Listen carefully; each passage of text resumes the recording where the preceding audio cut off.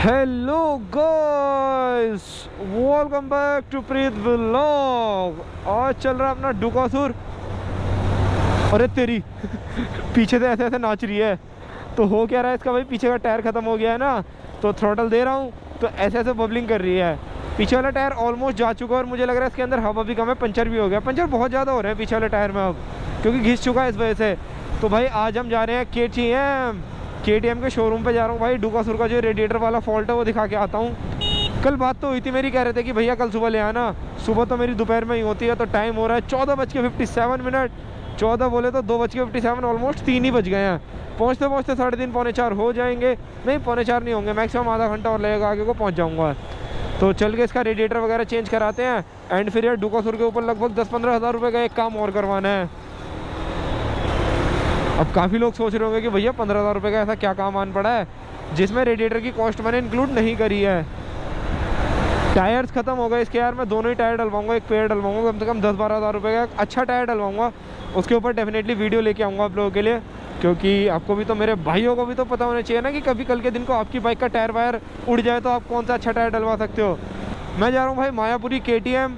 जो दिल्ली में लोग रहते होंगे उन्हें पता होगा, मुझे अविराल भाई ने सजेस्ट करा था, क्योंकि यूजुअली जिस KTM के ऊपर मैं सर्विस करवाने जाता हूँ ना, वहाँ का फीडबैक अच्छा है, कोई दिक्कत नहीं है, लोग बढ़िया हैं। बट अविराल भाई कह रहे थे जो मायापुरी वाला है वो और अच्छे लोग हैं, चीज़ को समझते हैं, आपकी परेशानी को अच्छे से कंसर्न करते हैं, ज़्यादा भीड़ नहीं होती उनके पास।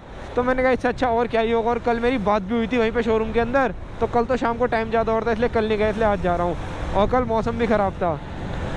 डुकासुर को थोड़ा कट मारने में डर लग रहा है अब। ऐसी कोई वो दिक्कत नहीं है कि ग्रिप छोड़ रहा है टायर, वो सब ठीक है। हवा का मैंने मेन कंसर्न उस वजह से हो रही है, मतलब मेन दिक्कत वो हो रही है। रेडियल टायर की लाइफ लगता है मुझे 10,000 किलोमीटर ही रहती है। आप लोगों ने उस वाले शॉर्ट पे भी कमेंट आए थे कि हाँ भाई इतनी ही रहती है, तो रेडियल टायर थोड़ा कम ही चलता है। बट ये जब तक चलता है बखूबी चलता है, इस बात में भी दो राय नहीं है। तो इसका मतलब यह है कि डुकासुर के हर 10,000 किलोमीटर पर मुझे टायर डलवाने पड़ा करेंगे, ठीक है। और एक टायर डलवाने, और मेरे को थोड़ा सा ना आगे वाले ब्रेक में मज़ा कम आ रहा है। देखो ब्रेक लग तो रहा है, ये लग तो रहा है, ये देखो, बट वो वाली बाइट नहीं आ रही जो इसके ब्रेक्स की बाइट है। तो डिस्पैड वगैरह घिस गए होंगे, वो डलवा लूँगा दोनों। एंड 10-11 हज़ार वो हो गए, 2-3 हज़ार रुपये के इसके डिस्पैड होंगे दोनों आगे पीछे के। और प्लस एक सर्विस करवानी है इसकी। अब लास्ट सर्विस हुई थी 5,500 किलोमीटर पे, और अभी ऑलमोस्ट 10,000 किलोमीटर चलने वाली है। और मैं पहाड़ों पे चला के आया हूँ, और फिर वो रेडिएटर वाला सीन भी हो गया था ना, तो कोई नहीं, सर्विस करवा लेते हैं और चेन वेन टाइट होगी। मतलब डुकासुर वांट पैम्पर। 10,000 किलोमीटर पे डुकासुर पैम्पर मांगता है ब्रो। और क्लच वायर या थ्रॉटल वायर भी चेक करा लूँगा, क्योंकि ऐसा यूज़र मैनुअल कहती है कि 10,000 किलोमीटर पे या 15,000 किलोमीटर पे ना, ये क्लच वायर हो गई और ये थ्रॉटल वायर हो गई, इन्हें चेंज करा लिया करो। चलती तो रहती है, अगर लाइफ ओवर हो जाए या फिर इसकी एजिंग हो जाए तो। वैसे क्लच में भी कोई इशू नहीं है, एकदम स्मूथ दब रहा है, देखो क्लच में कोई इशू नहीं है। बट फिर भी एक बार क्रॉस चेक कराना अपनी जिम्मेदारी है। अभी चलते हैं फिर मायापुरी। अब आप लोगों से KTM पे ही चल के बात करेंगे, वहीं पे मिलना जुलना करेंगे गाइज के साथ। मैंने जैसे आपसे बोला था कि अब मैं आप लोगों से GoPro पे मिलता हूँ, तो सीन क्या हुआ यार पता है, GoPro हैंग हो गया, बहुत सारी क्लिप उसके अंदर ख़राब हो गई। मैंने फिर उसके बाद क्या करा, अब उस बारे में बात करते हैं आप लोगों से। मैंने फिर देखो यार, जब वहाँ पे मैं पहुँचा, तो पहुँचने के बाद मैं पहले जो मायापुरी बता रहा था उस वाले शोरूम पे गया। तो वहाँ पे मैंने बोला कि भैया ऐसे ऐसे रेडिएटर की दिक्कत है, ऐसे ऐसे फट गया था। मैं दिल्ली से 500 किलोमीटर दूर था, 350-500 कुछ किलोमीटर। तो मैंने कहा मैं दिल्ली तो आ नहीं सकता था, फिर मैंने ऐसे जुगाड़ लगा के इस पर काम करा लिया। कह रहे सर ये चीज़ वारंटी में क्लेम नहीं होगी। मैंने कहा क्यों नहीं होगी। कह रहे कि सर अगर आपको ऐसी कुछ दिक्कत आई कि आप KTM में दिखाते। मैंने कहा यार मैं इसको चला के थोड़ी ना लेके जा सकता था, वहाँ पे तो फूटा हुआ था, और मैंने कहा मैं आउट ऑफ नेटवर्क जोन में था, मैं कैसे करता। तो कह रहे कि क्या नाम है सर, चलो वो तो कोई बात नहीं, आपने इस पेंसिल वगैरह लगा ली। और ये इसके ऊपर ना रेडिएटर पे क्या सीन है वारंटी ना देने का, वो भी मैं एक जेन्युइन रीज़न था उनका जो मैं बताऊँगा, वरना फिर मैं बहस करता हूँ उनसे। तो जो रेडिएटर है उसके ऊपर एक जगह पे ना इम्पैक्ट सा हो रखा है, स्क्रीन पे देखो क्लिप अटैच करूँगा, वो जो अपनी बद्रीनाथ वाली है, जब हम रास्ते में जा रहे थे तो वहाँ पे ना एक छोटा सा छेद जैसा हो रखा है। तो वो मुझे देख के समझ में आ रहा था कि हाँ यार कि ये रेडिएटर पे कुछ इम्पैक्ट हुआ है। तो वो भी यही चीज़ कह रहे थे कि देखो यार इसके अंदर कुछ इम्पैक्ट हुआ है, जब ये ऐसे फूटा, वरना अननेसेसरी अपने आप नहीं फूटता। मैंने कहा चलो ठीक है, इस चीज़ को छोड़ो, फिर जो भी कुछ होना था इसका, मैंने कहा उस चीज़ को आप साइड में फेंको। अब आप ये बताओ अब इसका हो क्या सकता है। तो उन्होंने मेरे को बताया कि देखो इसका सर अब सिर्फ एक ही चीज़ हो सकती है, अगर आपको करवाना है तो आप इसको क्लेम में चेंज करा सकते हो, या फिर आप पे करके चेंज करा सकते हो। मैंने कहा यार मैं पे क्यों करूँगा, 6-7 हज़ार रुपये की आइटम है, मैं तो पैसे नहीं दूंगा। फिर मैं दूसरे शोरूम पे गया जहाँ से मैं यूजुअली हमेशा सर्विस कराता हूँ, वहाँ पे भी सेम ही बात हुई। उन्होंने कहा सर पे करके करा लो। मैंने कहा यार देखो पे क्यों करूँगा, आप ये बताओ ना। तो देन वो मेरे को कहते हैं कि सर आप ऐसा करो, इसको ना क्लेम में करा लो। मैंने कहा क्लेम का क्या प्रोसेस रहेगा, कह रहे Aadhaar card, PAN card, licence, RC, insurance, ये सारे पेपर लगेंगे और उसके अलावा 15 दिन बाइक छोड़नी पड़ेगी। जो मेरा मेन यहाँ पे मैं जो मेन कंसर्न रहा, 15 दिन बाइक छोड़नी पड़ेगी। मैंने कहा यार मैं 15 दिन बाइक, मैं 15 दिन क्या, मैं 5 दिन बाइक नहीं छोड़ सकता हूँ यार, बाइक के बिना मैं ट्रैवल कैसे करूँगा।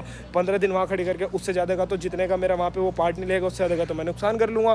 तो मैंने कहा यार आप सारी बात एक बार साइड रखो, मुझे बताओ ये रेडिएटर इसका है कितने का।